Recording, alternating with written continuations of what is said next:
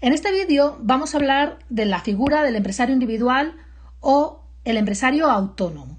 En primer lugar, comentar que el empresario individual tiene personalidad física, es decir, que no tiene personalidad jurídica propia.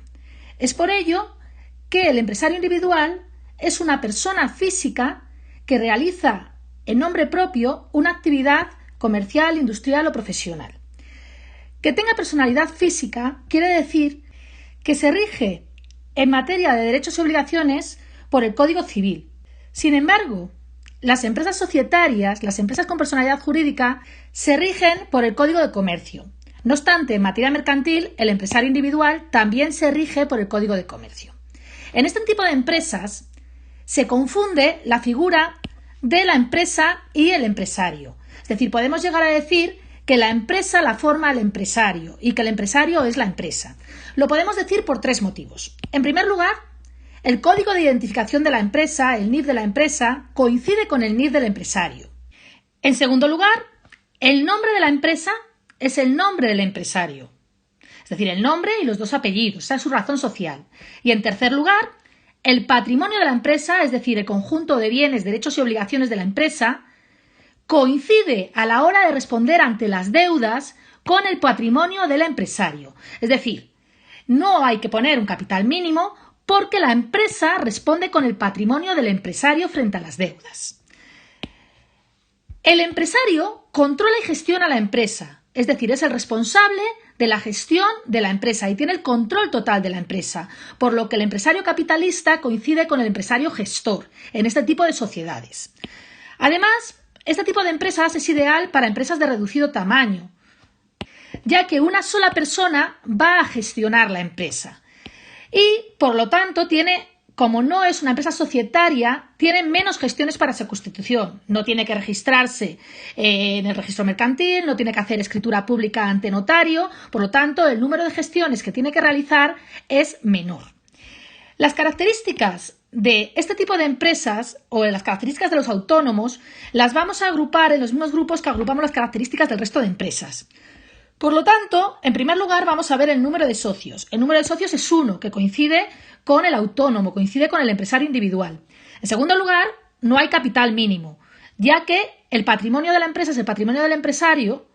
No hace falta aportar un capital mínimo porque el capital que se va a aportar frente a las deudas es el patrimonio del empresario. La razón social es el nombre del empresario, como hemos comentado antes, el nombre y los dos apellidos. La responsabilidad es ilimitada, es decir, que se responde ante las deudas con el patrimonio del empresario, con el patrimonio presente y futuro.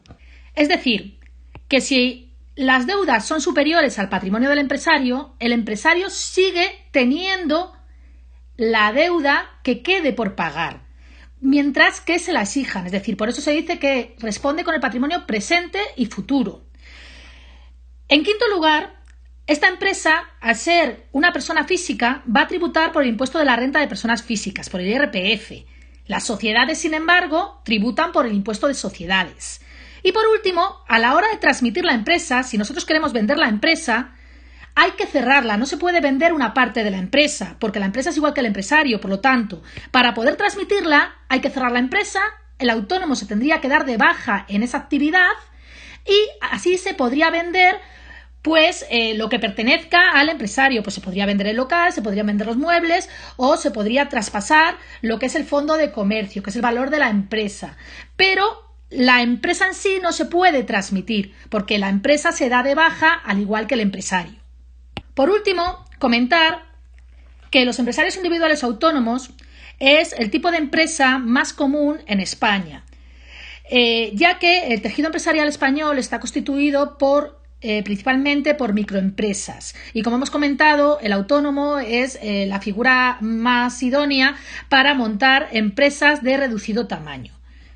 Sus ventajas son pues la sencillez en los trámites y en la gestión, así como no tener que aportar un capital mínimo para poder constituirse, y su principal inconveniente es la responsabilidad ilimitada, es decir, que se responde con las deudas con todo el patrimonio presente y futuro. Es decir, que se pone en riesgo el patrimonio del empresario.